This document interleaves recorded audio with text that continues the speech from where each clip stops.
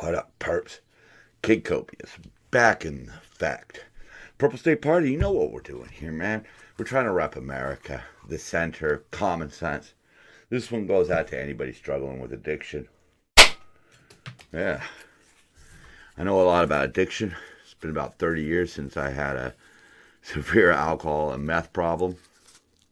And the first time, I got sober, it was because I had a choice, jail or rehab. I chose rehab. So, got a job. Started to think maybe I had things under control. Started drinking again. Started doing meth. One time I was doing so much meth, I forgot to drink, and I started to experience withdrawal. I went to a liquor store, got some vodka, and boom, I was back on that train again. And it didn't last long because I was then convinced. I had seen the evidence that I obviously had a problem, especially with alcohol. Someday I'll talk more about that. But I saw that, and I immediately took the steps to put an end to it. It wasn't easy. It cost me my friends. It cost me my future. And it's been an ongoing day-by-day struggle for over 30 years. But that's because I looked at the evidence and I made the tough choice. And that's what I wish our politicians would do. Look at the evidence and make the tough choice.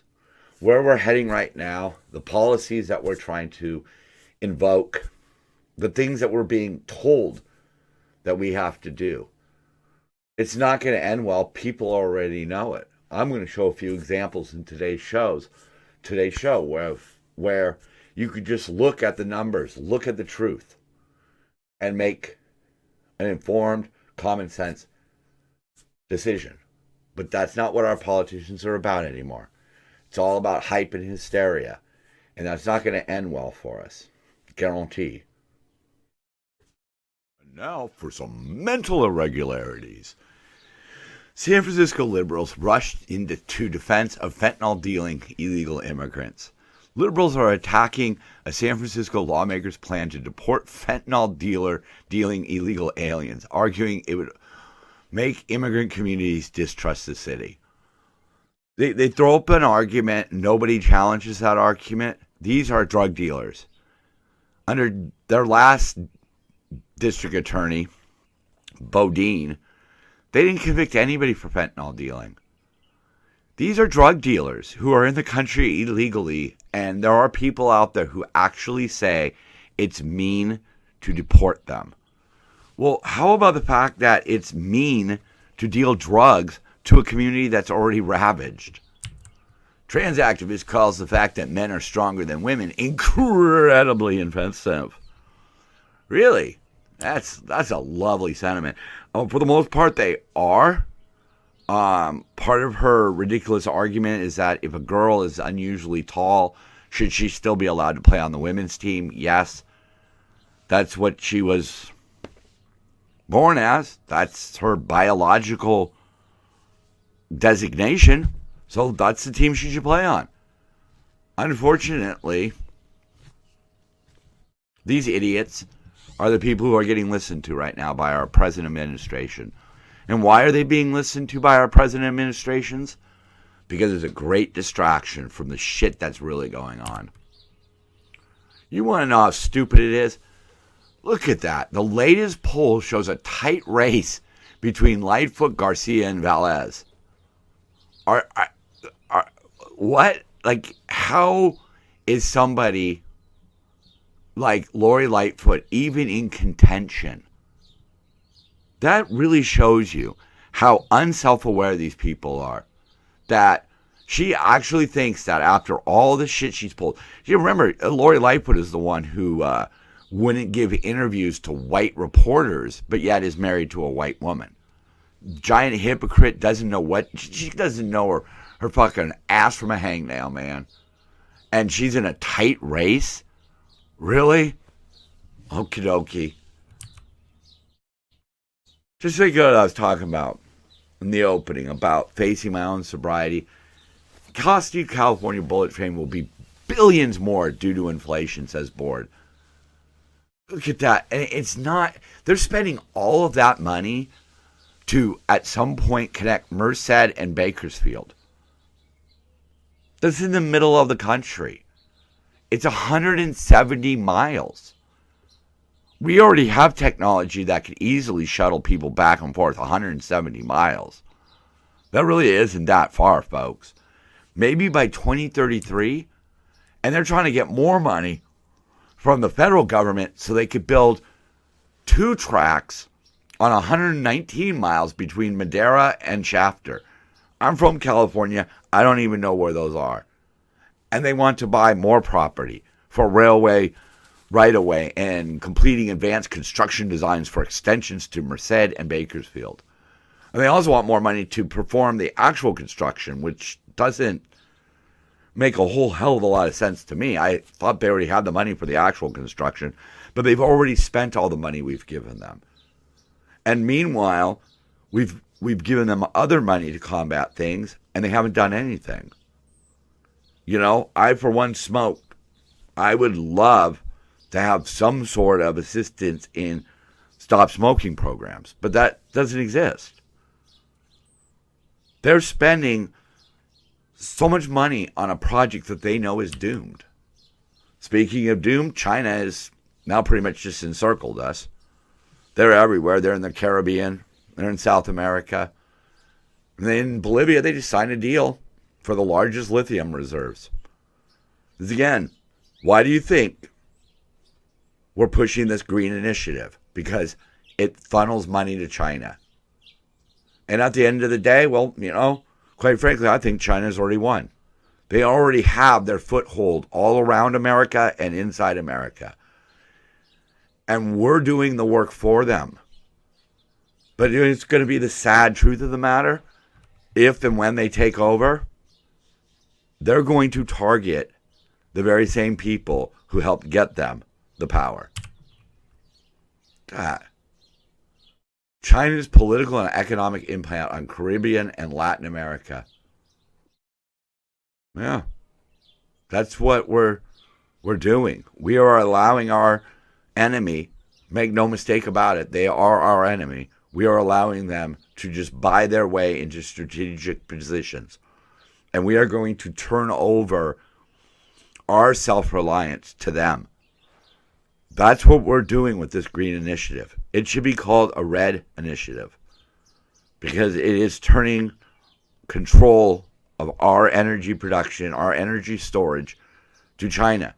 They will buy up everything, and our president is closing down our mining facilities. Handed another almost $1 million to the Rocky Mountain Institute, a green energy nonprofit linked to China, to expand electric vehicle charging corridors so China can make more money. We passed a law to try to limit the amount of things that come out of some of the regions of China where slave labor is used, so they'll just move it. But then our government turns around and signs a deal with Congo. Right here. See that? Making deals with child labor hotbeds to mine for minerals while blocking similar domestic projects. He stopped the mining in Michigan. He stopped the mining in Alaska. He signed a deal with the Republic of Congo, and China is buying up all the reserves as fast as they can. They are invading with their checkbooks, not their tanks. And we need to recognize that before it's too late, if it's not already. Talking about wasting money on a train project, Californians have repeatedly voted for more water storage, yet politicians, bureaucrats, and special interests continue to sabotage common sense. That's really something. That's what you call succinct, folks. And that's what's going on. That's what we're seeing in California. If you look at what goes on in California, you can see their plan in action. Create chaos. Create confusion. And then do what? take the money. Where is all the money that was set aside for our new reservoir? Where is all the weed money? Where is all the tobacco money? Where is that all going? It's going to people who then turn around and give politicians campaign contributions. And then they can enjoy the great life on our dime. They're going to overhaul the Glen Canyon Dam. The water levels are getting too close to where you can no longer generate power. So as we're trying to, well, not even trying, we are being told that we must electrify. We are losing the capability to produce electricity, and that doesn't sound any alarms for these people. This doesn't cause them to slow down and ponder what it is that they're actually trying to accomplish. They don't care. 6 states got power out of the Glen Canyon Dam. And it's 32 feet away. And you can sit there and blame climate change. You can blame whatever you want for the drought. But it's a cycle. Earth goes through cycles. We need to prepare for the cycles. And right now, we should be focusing on water production and energy production. If we don't want to burn coal, great. If we don't want to burn natural gas, great.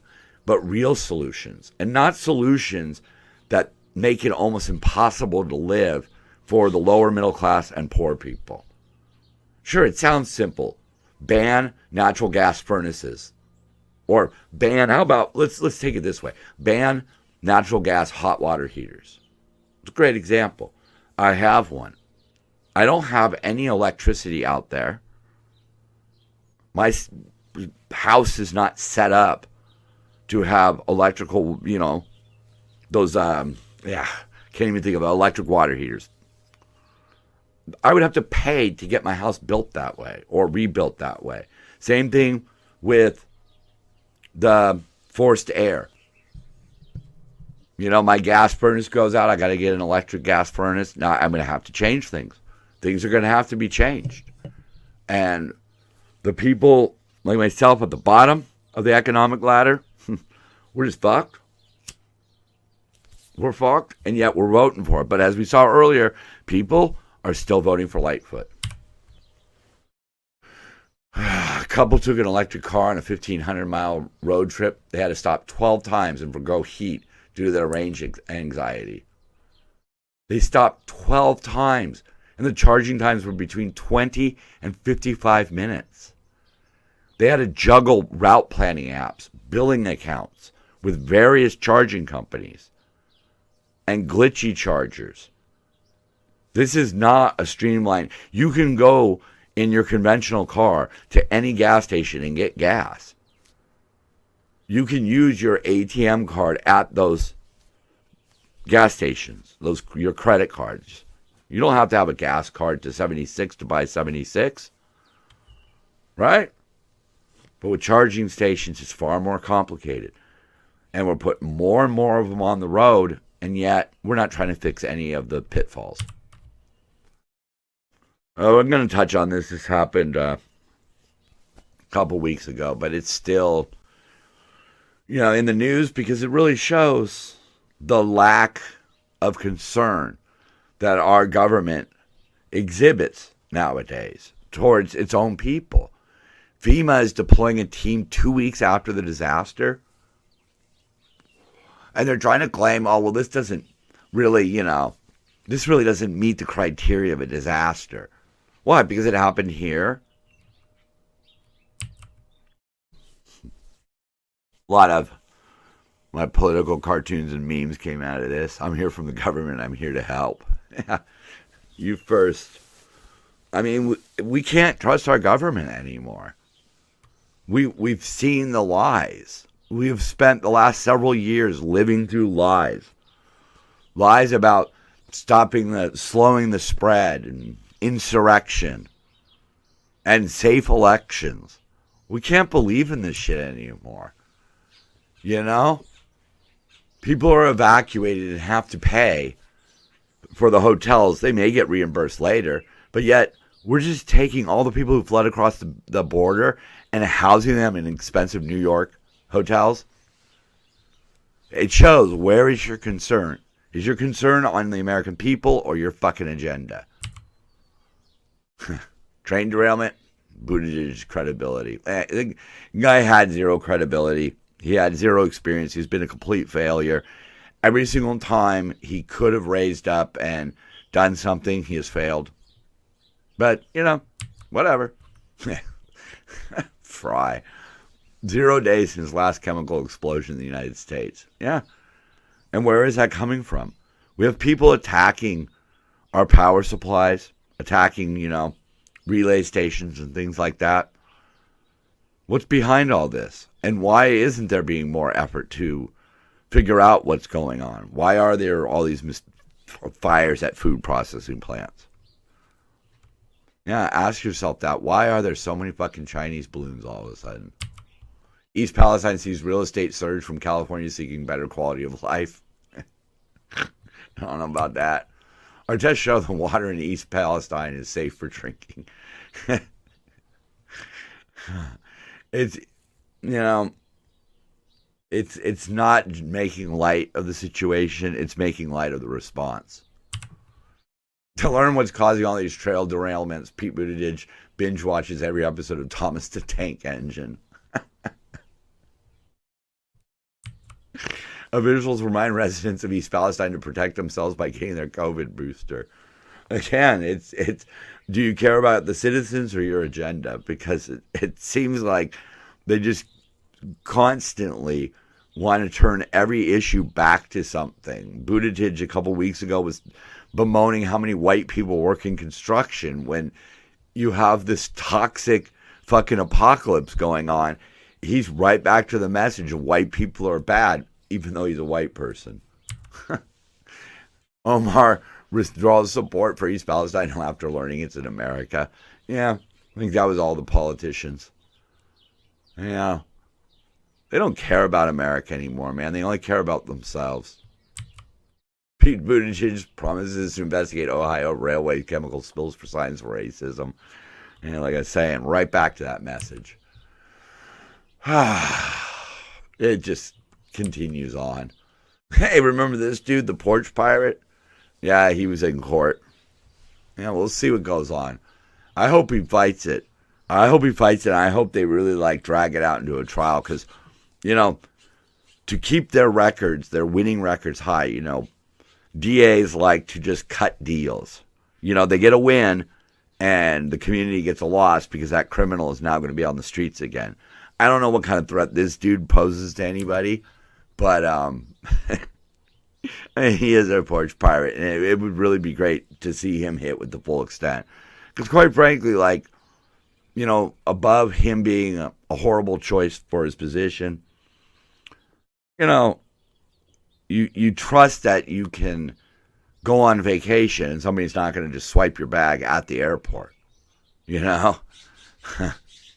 So, a lot of reasons to hate that dude. Jim back in the top 10 here. Look at this. The difference between a conspiracy theory and the truth, about 6 months. Keep an eye on that. That's, again, going back to what I said. Look at the evidence.